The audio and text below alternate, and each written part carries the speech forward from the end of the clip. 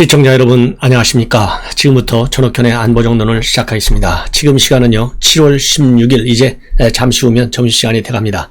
시청자 여러분들께서도요 오늘 날씨도 굉장히 덥고 또 이 코로나 확진 추세는 여전히 이제 비수도권으로까지 확산되는 추세에 있습니다. 그렇기 때문에 김부겸 총리가 방금 전에 이렇게 확산 추세가 계속될 경우에는 비수도권 지역에도 사회적 거리두기 단계를 높일 수 있다. 그래서요 수도권이 아닌 지역에서도 4인 모임 기준을 좀 지켜달라 이렇게 강력히 호소하고 나섰고요. 지금 현재 어제 0시 기준으로 1536명이 확진자가 됐어요. 그래서 지난 7일 1212명에서 시작한 열흘간 계속해서 4자리 숫자를 기록하고 있습니다. 그래서 우리 시청자 여러분들께서 굉장히 불편하시고요. 정부에 대한 분노와 비판이 계속해서 강조될 수밖에 없습니다. 따라서 우리가 뭐 어쩔 수 없죠. 정부 비판만 할 수 없지 않습니까? 일단 우리 스스로 높인 우리 국민들의 의식 수준을 가지고 코로나 방역 대세 불만족스럽지만은 일단 지켜야 될 것이 아니냐라고 하는 생각이 더 그 어느 때보다도 강하게 드는 것 같습니다.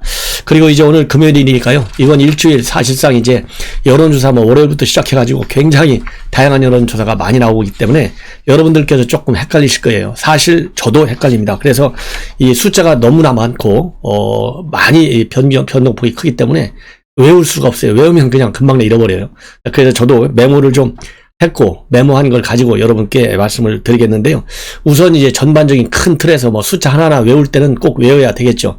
그렇지만 현재는 숫자 그 자체가 중요하기보다는요. 이 큰 흐름의 틀이 과연 어느 쪽으로 가느냐 이것이 이제 중요합니다. 우선 기본적으로 이번에 여당의 경선 이전까지만 하더라도요. 그러니까 이재명과 윤석열 이 양강 체제였어요. 그런데 최근에 이제 예비 경선이 민주당에서 끝나고 이제 본 경선에 들어가 있지 않습니까? 그러다 보니까 치고받는 상황이 굉장히 강하게 지금 전개되고 있어요. 그래서 이제 치부들도 많이 드러나고 있고 과연 누구의 공격이 또 누구의 방어가 우리 국민들의 마음속에 그리고 우리 국민들의 이 논리적인 사고의 틀 속에 더 호소하느냐에 따라서 이 여론 지지율이 왔다 갔다 합니다. 물론 기본적으로는 여론조사를 어떤 항목으로 그리고 ARS냐 아니면 인터뷰 면접이냐 이거에 따라서 다르죠. 이런 것도 있지만 우선 판 자체가 이 상황의 폭이 즉 윤석열 총장은 출마 선언을 했는데 국민의 입당을 하지 않고 있고 최재형 감사원장은 전격적으로 또 입당을 했고 이런 것도 큰 변수고요. 그 사이에서 윤석열 총장의 경우에는 X파일과 장모 사건이 영향을 주고 있고 또 이재명 지사의 경우에는 이 김부선 씨 이런 의혹들이 계속 제기되고 있지 않습니까? 그렇기 때문에 이런 외형 변수, 그 다음에는 여론조사 방법이 뭐냐, 이런 것들이 또 영향을 주고 있고요. 그 다음에는 이 정치 환경, 특히 이제 코로나 사태가 과연 어느 정도나 영향을 주는지 이런 것도 또 이 변수가 됩니다. 그래서 이런 것들을 종합적으로 분석을 해보면 윤석열 총장과 그다음에 이재명의 양강 체제가 지금 흔들리고 있다. 이게 엄청나게 많이 흔들리는 건 아니지만요. 여론조사 기관에 따라서는 굉장히 큰 폭으로 흔들리기도 하고 또 어느 쪽에서는 조그마하게 흔들리기도 하는데 일단 양강체제가 흔들리고 있어요. 그러면서 치고 올라오는 분이 누구냐면은 이낙연 전 대표입니다. 이낙연 대표가 치고 올라오는 폭이 속도가 굉장히 크다라고 하는 것이 특징이에요. 그러다 보니까 2강 체제에서 2강 1중 흐름으로 이제 내부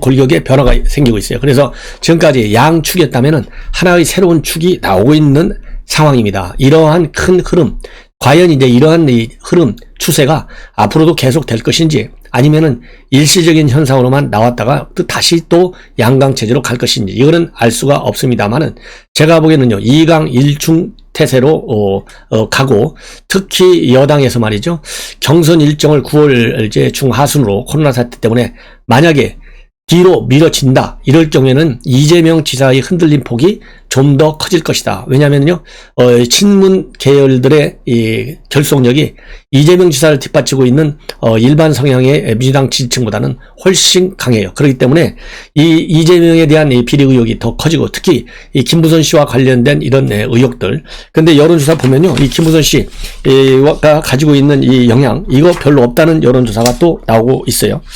그렇지만은 어쨌든 간에 이런 것들이 이제 변수가 될 것이다. 그러면은 지금 이제 오늘 처음 처음으로 새롭게 나온 여론조사는요, MBN에서 나온 여론조사예요. 이 MBN에서 리얼미터의 MBN하고 이 매일경제, 여기에서 리얼미터에 의뢰해서 나온 조사 결과입니다. 죄송합니다. 리얼미터가 아니고요.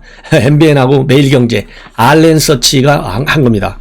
이거 뭐 하도 여기저기서 많다 보니까 제가 메모를 했는데 잘못 말씀을 드렸어요. 기간은요, 7월 12일에서 14일인데, 이 알렌서치 조사를 보면 윤석열 총장이 이 양자 대결에서 여전히 1위를 달리고 있습니다. 윤석열과 이낙연이가 붙었을 경우에는 38.2 대 35.0, 그래서 3.2%포인트 차이로 좁혀들고 있어요. 그 다음에 윤석열과 이재명이가 붙었을 경우에는 윤석열 1등이에요. 37.9 대 33.7, 4.2포인트 차이가 납니다. 그래서 이 알렌서치 여론조사 결과를 보면 특이한 것이, 통상적으로 여론조사를 보면 가상적 양자 대결의 경우에는 이재명과 윤석열이 붙었을 때가 1, 2등이 왔다 갔다 하거나 그 편차가 줄어드는 이런 특성을 보여주고 있는데, 알렌서치에서는 이재명보다는 오히려 이낙연이가 윤석열 총장과의 이 구도에서 더 경쟁력이 큰 것으로 나오고 있는데요. 이 이낙연, 그만큼 이제 이낙연 대표의 여론 지지율이 최근에 상당히 가파르게 올라가고 있다. 지금 최근 며칠 전에만 하더라도 이낙연 대표가 오히려 윤석열 총장을 압도하는 결과까지 나왔잖아요. 그거 바로 친여인사 박시영이가 얘기하는 윈지 컨설팅 조사 결과를 보면 이낙연 대표가 윤석열을 압도하고 있어요. 한 2, 3% 정도 차이로. 가상 대결에서. 그런 것처럼 이번 이 알렌서치에서도 이 편차가 이재명보다 3.2로, 그러니까 한 1% 정도로 더 가깝게 따라 붙는 거예요. 이걸 보면 이낙연의 상승 추세가 분명히 어느 여론조사가 됐든지 간에 일단 이 현실적으로 나타나고 있는 특징 중에 하나라고 그렇게 봅니다. 물론 어느 여론조사가 됐든지 간에요, 이 범여권, 범야권 여론조사를 보면 순위에 큰 변화가 없고요, 수치에도 별다른 변화는 없어요. 다만 여당의 경우에는 아까 말씀드린 대로 이낙연 대표가 이재명을 추격하는 속도가 빨라지고 있는 것이 차이입니다. 자, 그러면 여권의 경우에는요, 이 알렌서치에서 나와 있는 여론조사를 보면 이재명 31.9입니다. 그 다음에 이낙연이 25.5, 그래서 6포인트 차이로 지금 좁혀들고 있어요. 그 다음에 추미애, 박용진, 정세균 이렇게 돼 있는데요. 자, 어느 정도나 지금 좁혀들고 있냐면은 이번에 이렇게 2030과 여성이 이낙연 대표에 대한 지지율이 그 어느 때보다도 높아지고 있다. 그래서 지금 상당히 가까운 수치로 추격하고 있는 그런 상황이라고 합니다. 자, 그러면은요, 지금 현재 이낙연과 이재명 불과 한 6% 정도밖에 차이 안 나잖아요. 그런데 2주 전에는요, 어느 정도까지 차이 났으냐면 12% 차이 났어요. 그러니까 배 이상의 속도로 지금 따라 붙고 있는 거예요. 굉장히 빠르잖아요.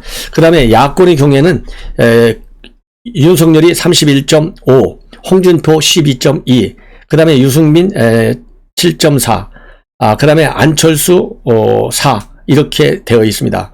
자, 이걸로 보면 지금 야권의 경우에는요, 지금 2배, 3배 정도의 차이로, 2.5배 정도의 차이로 윤석열 총장이 압도하고 있고, 두 자릿수로 지금 두 자릿수를 갖고 있는 사람은 홍준표 하나밖에 없는 것으로 그렇게 지금 나옵니다. 자, 그리고요, 오늘 또 이 새롭게 나온 여론조사 하나는요, 이 SBS가 의뢰한 여론조사입니다. SBS가 넥스트 리서치에 의뢰했는데요. SBS 조사도 7월 12일에서 13일. 아까 말씀드린 알렌서치는 7월 12일에서 14일. 비슷해요. 똑같이 ARS입니다. 이걸 보면요, 이 순서는 비슷하게 나와 있어요. 비슷하게 나와 있는데, 양자 대결의 경우에는 이 SBS 여론조사의 경우에는 이재명이가 윤석열 총장을 리드하고 있습니다. 36.9 대 34.0. 그리고 이낙연과 붙었을 경우에는 윤석열 총장이 리드해요. 37.3 대 32.7. 이렇게 리드하는 걸로 나오고 있고요. 그 다음에 SBS는 이 중요한 변수, 예를 들어서 형수 욕설, 이게 영향을 주느냐 안 주느냐, 이걸 물어봤는데 매우 충격적으로 별로 영향을 안 줍니다. 영향을 안 준다는 게 46.9고요. 영향을 줘, 이것은 47.6이에요. 그래서 사실상 이건 거의 영향이 없다. 그래서 제가 보기에는 이 이유는 이미 4년 전에, 그리고 또 이 과거 대선 때, 지난번에 또 지방선거 때 이미 한번 거쳤기 때문에 우리 국민들이 그 정도 다 아는 건데 이렇게 하고 넘어가는 것이 아니냐. 그렇지만은요, 인격적인 측면에서 아니 대통령 하는 사람이 이렇게 욕 쏘는 사람이 대통령이 되면 되겠어요? 이거 하나만으로도요. 이재명이 더 이상 뛰지 말고 사퇴하십시오. 저는 그렇게 얘기하고 싶습니다. 그 다음에 윤석열 경우에는요. 부인과 장모 문제가 있지 않습니까? 윤석열 총장의 경우에는 영향을 크게 줍니다. 62%가 영향을 주고 있다. 33.9는 영향을 안 준다. 그리고 SBS의 경우에는요. 이 정권 교체 여론이 압도적으로 많아요. 바꾸자. 이것이 51.1. 아니야 그냥 가도 좋아. 이거는 40.4. 그런데 이제 문제는 뭐냐. 정권 재창출 비율이 높아지고 있어요. 5.2. 그리고 교체하자. 이 여론은 낮아지고 있어요. 2.8. 이것이 우리 야권에 계신 국민 여러분들께서 꼭 아셔야 되는 상황이다. 이런 말씀을 드리고 그 다음에 또 이 SBS 여론조사 상당히 충격적인 것은 이 가상 대결을 하지 않고 쭉 일렬로 줄을 세웠을 경우에는 이재명이가 윤석열을 압도해요. 이재명이 25.1, 윤석열이 24.5. 그 다음에 이낙연이 12.0입니다. 근데 이제 추세의 특성을 보면요. 이재명과 이낙연은 1.2%씩 올라갔어요. 근데 윤석열은 3.8%가 빠졌어요. 이것이 유의할 점이다. 이렇게 생각이 되고요. 그 다음에 이제 리얼미터 어제 발표가 됐는데 이걸 보면 그러니까 참 헷갈리죠.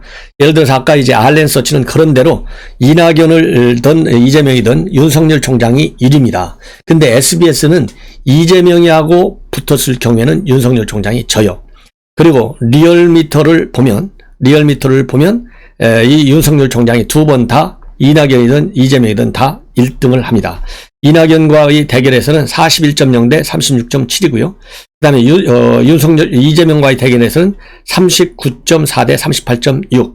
그래서 이재명과는 0.8%밖에 차이가 안 나요. 이런 것만 보더라도 가상적 양자 대결에서도 윤석열 이 총장이 야권에 있는 총장이 여권에 이낙연, 이재명과는 상당히 폭이 줄어드는 추세에 있다. 이것이 하나의 큰 현 시점에서의 여론의 향방이다. 이렇게 보여집니다. 자, 이러다 보니까요, 이제 김종인 비대위원장이 여기저기서 또 이제 언론 인터뷰들을 지금 많이 하고 있어요. 그래서 김종인 비대위원장 여의도 정가에서는 옛날만큼 촉이 세지 않다. 상당히 촉이 이제 죽어 있다.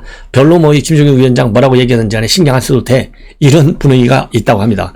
그렇지만은 어쨌든 이 촉이야 좀 세게 나타날 때도 있고 작게 나타날 때도 있는 거 아니겠어요? 그렇지만은 이 김종인 비대위원장 얘기는 또 전해드리지 않을 수가 없어요. 그래서 지금 라디오 연설 인터뷰를 통해서 밝힌 조금 전에 CBS 라디오에서 밝힌 내용인데요. 이걸 한번 말씀을 드리겠는데 한마디로 얘기해서요. 최재형, 윤석열 둘 다 꽃가마 타고 나서긴 나섰는데 별로 이제는 그 순간 이제 꽃가마 탄 거는 이제 거의 다 끝나갔다. 특히 최재형 감사원장 국민의힘이 있다는 순간 다 끝났다. 이렇게까지 혹평을 하고 있고요. 그 다음에는 여전히 이제 김동연 전 부총리에 관해서 상당히 기대감을 표출하고 있어요.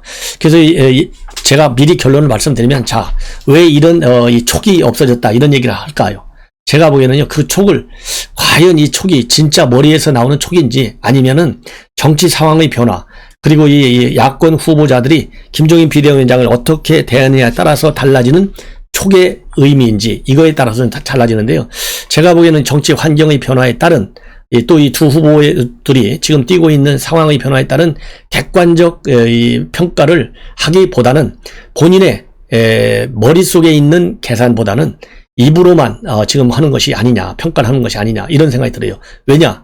자, 윤 총장 얼마나 뛰었습니까? 근데 갑자기 윤 총장을 디스하기 시작한 시점이 4월 중순에 만나자고 했다가 안 만나니까 그 다음부터 굉장한 디스를 했어요. 그러다가 요즘은 이렇게 되니까 굉장히 비판이 많이 갔잖아요. 그러니까 살짝 이제 디스하는 이 강도가 약해졌어요.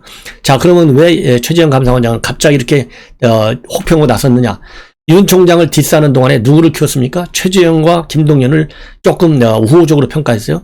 그런데 말 한마디 안 하고 본인 만나지도 않고 바로 국민의힘에 직진해버렸잖아요. 얼마나 얼빠지겠어요. 아니 윤 총장은 전화 오더니 이제 기대했는데 안 만난다고 또 전화 사과. 얼마나 김샜어요? 근데 최재형 감사원장은 아예 전화 한 통화도 없이 쏙 국민의힘으로 들어가 버렸잖아요. 그러니까 얼마나 김새겠어요. 그러니까 당신도 꽃가마 탄 거 끝났어 이제 이런 얘기를 하는 거고, 그 다음에 김동연 이 부총리에서는 여전히 내가 책 좀 읽어봤는데 아주 좋은 인식을 잘하고 있어 이렇게 또 축켜 세웠어요. 이 얘기는 뭐냐? 김동연만큼은 아직 이 국민의힘 근처에 가지 않고 있잖아요. 그래서 아까 말씀드린 윤 총장장 디스할 때 둘을 살려놨는데 이제 최재명이 들어가니까 최재명도 디스예요. 남은 사람이 누구예요? 김동희잖아요. 그러니까 김동희는 혹시나 해서 디스 안 하는 거예요. 저는 대단히 미안한 얘기지만 그렇게밖에는 제 수준에서는 그렇게밖에 평가할 수가 없어요. 깊이 있는 내용은 제가 이미 여러 번 말씀을 드렸기 때문에 여러분들도 이심전심 공감할 것이라 이렇게 믿습니다. 그러면 뭐라고 오늘 CBS에서 얘기를 했느냐? 최재형과 이 윤석열 당에 들어올 때까지 꽃가마로 들어오고 나서는 경쟁자들 중 하나다. 그리고 최재형 원장과 관련해서는요, 정당이라는 것이 항상 밖에 큰 사람이 있으면 욕심이 나는데 일단 데려오고 나오면 그 다음에는 책임지는 것이 아니다. 감사원장 사퇴를 하고 정치 선언하고 그래도 울타리가 필요하다고 생각해서 급작스럽게 입당하지 않았냐. 이렇게 생각하고 얼마만큼 빠른 시일 내에 둥지를 틀지는 아무도 예측할 수 없다. 그런데 현 시점에서는 왜 정치에 참여했다고 하는 것에 대해서는 분명하게 얘기한 게 없고 막연한 소리만 해서 그 해서는 국민을 설득할 수가 없다. 그러니까 이게 얼마나 참 혹평하는 겁니까? 그 다음에 윤 총장 지지율 이렇게 떨어지고 있잖아요. 이거와 관련해서는 최소한의 비전을 보여주지 못했다. 초창기 지지도 하나만 갖고 내가 대통령에 당선될 수 있다. 착각을 하면 안 된다. 비전이 보이지 않으니 저 사람은 도대체 뭐 하는 거야? 이런 회의를 가질 수밖에 없다. 그리고 윤 총장 시기를 놓치면 안 된다. 국민을 설득할 비전을 제시해라는 이런 얘기잖아요. 그리고 이 부대변인 대변인 이 정도 갖고는 안 된다. 그리고 이제 어느 사람을 도울 생각은 절대 안 한다. 물어오면 조언 정도 해줄 수 있다. 이렇게 입장을 밝히고 있어요. 그리고 이제 다음 주에 출판 기념회 갔잖아요. 김동연. 이 김동연과 관련해서는요, 책을 좀 읽어봤는데 우리의 현실을 아주 잘 인식하고 있는 것 같다. 그래서 3년 전에 당신이 대통령 선거 때쯤 되면 경제 대통령 욕구가 세질 것도 모르니 철저히 한번 해봐라. 이런 얘기를 해줬는데 그동안 열심히 잘 한 것 같다. 그러니까 자기 말을 잘 들었다는 얘기잖아요. 자기 말 잘 듣는 사람들은 이렇게 기대를 많이 해요. 그렇지 않은 사람들은 가차없이 혹평합니다. 그래서 대한민국 정치판 국민들이 염증을 느끼고 실증을 느끼고 신의가 가장 없는 세상. 본인도 그랬잖아요. 정당에 오라올 때는 꽃가마 태워주고 데려오지만은 딱 들어오고 나면 끝이다. 이렇게 이 정치판이 아사리 판이 되는 거예요. 자, 본인이 얘기한 대로. 참 이 서글픈 현실을 제가 다시 한번 여러분들께 말씀을 드렸습니다. 자, 이제는요. 이렇게 해서 이제 김종인 비대위원장 얘기를 드렸고 그 다음에는 이준석 대표가 또 아침에 방금 전에 YTN 뉴스에 좀 나왔어요. 그래서 뭐라고 했냐면 윤석열 총장 활동과 관련해서 이 코로나 때문에 활동하는데 상당히 제한이 생기고 그러다 보면 국민의 관심에서 멀어질 수 있다. 그리고 최재형 감사 원장이 들어왔는데 이것이 줄줄이 국민이 입당하는데 하나의 신호탄이 되고 다양한 주자들이 우리 당 문을 두드리고 있다. 이 중에 대표적으로 한 사람이 지금 현재 이제 장외에 있는 주자들 중에서 호남권 대표 주자 중에 한 사람으로 부각되고 있는 장성민 전 의원이 지금 국민의힘에 두드리고 있다. 이런 이 보도들이 나오고 있습니다. 그래서 여러 명이라고 하는 것은 이제 최재형, 윤석열, 장성민 이런 분들을 의미하는 것이 아닌가 하는 생각이 들어요. 그래서 윤 총장이 계속 밖에 있으면은 상당히 어려울 수가 있기 때문에 밖에 있을 때 그 시간을 얼마만큼 알차게 쓰느냐가 중요한데 그 방법이 많지 않은 상황이다. 그러면서요, 정치는 시시각각 변하는 상황 속에서 목표를 수정하는 과정이다. 윤 총장도 고민하고 있을 것이다. 그리고 이제 윤 총장이 국민과 멀어지는 거 아니냐 이런 질문과 관련해서는요, 개인적으로 만난 일이 있지만 그런 인상은 받지 못했다. 최근에도 이 최장집, 진중훈 교수 이런 사람들을 많이 만나고 있는데 이것이 그렇다고 제3지대를 위한 포석으로는 보고 있지 않다. 외연 확장을 위한 맥락이 아니겠느냐 이렇게 지금 이준석 대표는 해석하고 있어요. 그러니까 본인이 이번에 최재형 감사원장이요, 국민의힘에 입당하는 바람에 이제 야권 재편, 그러니까 야권 통합의 이니셔티브는 확실하게 이제는 이준석 대표가 장악하고 있다. 그동안에는 제가 보기에는요, 윤석열 이 총장이 지지율이 워낙 높기 때문에 윤 총장이 이니셔티브를 쥐고 있는 측면이 많았어요. 그러니까 안 들어가려고 하는 거죠. 왜냐하면 뭐 이준석 밑으로 들어가는 꼴밖에 안 되잖아요. 그런데 이제는 이준석 대표가 최재형 감사원장 영입에 성공했고, 이어서 제가 보기에는요, 제2타는 장성민 전 의원이 들어갈 것 같아요. 그럴 경우에는 이제 확실히 이 이니셔티브의 추 무게가 이준석 대표한테 더 강하게 갈 것이 아니냐, 이런 생각이 저는 듭니다. 그러다 보니까 이제 이준석 대표는 더 자신감을 갖고 있고, 그러다 보니까 이준석 대표 지금 얘기한 대로 윤석열 총장 코로나 때문에도 굉장히 이제 할 일이 별로 없으니 빨리 들어와라 이렇게 압박을 하고 있는 것으로 보이고요. 이번에 최재형 감사원장이 들어가기 때문에 이준석 대표가 얘기하고 있는 빅텐트, 국민의 힘을 중심으로 한, 그리고 8월 버스 출발론, 여기에 더 힘이 실리는데요. 이 이준석 대표의 8월 경선 버스 출발, 이것도 코로나 사태의 영향권에 들어갈 가능성도 크다. 이런 생각이 듭니다. 이제 마지막으로 중요한 뉴스요. 이 김영환 의원, 최근에 윤석열 총장과 이제 회동을 했죠. 만찬 회동을 했는데, 그때 굉장히 강하게 칭찬을 했어요. 윤 총장은 매력이 있고 인품이 훌륭하고 무엇보다 겸손했다. 그러면서 이제 어제 한 사내가 내 인생의 한 구석에 들어왔다. 8일날 만찬하고 9일날 페북에 이렇게까지 얘기했어요. 내 인생의 한 구석에 사내가 하나 들어왔다. 이 김영환 의원 여러분들 잘 아시다시피 광주 민주화 운동과 관련해서요, 특례를 지나치게 주는 입법을 추진하니까 거기에 반발해서 이 유공자증을 반납하면서 이제 다시 진보 진영을 강하게 매일같이 비판하는 사람이에요. 그래서 DJ 때 정치에 입문해가지고 DJ 밑에서 과기부 장관까지 한 사선 의원인데요. 이 김영환 의원이 페북에 중요한 글을 썼습니다. 오늘부터 직책 없이 윤석열 총장 캠프에 합류한다. 이런 선언을 했어요. 그래서 이제 윤 총장 이 캠프 쪽에서 상당히 힘을 받을 것 같습니다. 그런데 이 특징적인 점은요, 윤석열 총장이 영입한 케이스가 아니고 본인이 전화 걸어서 가겠다 이렇게 얘기한 것, 즉 자율적 이 캠프 합류다. 그거를 강조하고 있고, 그러다 보니까 이제 어쨌든 간에 이 민주당에서부터 시작해가지고요, DJ부터 시작해서 안철수를 거쳐서 이 국민의 힘을 거쳐서 이제는 윤석열 총장의 품에 안겼다. 그래서 이 외형적 소속으로 보면 현재 국민의힘 소속인데요. 이 탈당을 하지 않고 캠프에 조인한 것이기 때문에 국민의힘 전직, 그래도 사선이니까 중견이잖아요. 간 첫 번째 사례가 된다. 그러면 이제 뭐라고 입장을 밝혔냐면요. 아무 직책 없이 합류하고 청소를 하든 문지기를 하든 윤 총장을 지키는 일이면 무엇이든지 하겠다. 제가 당적이 있는 만큼 윤 총장은 도움이 있어야 할 타인데도 도와달라고 말을 하지 않은 것 같다.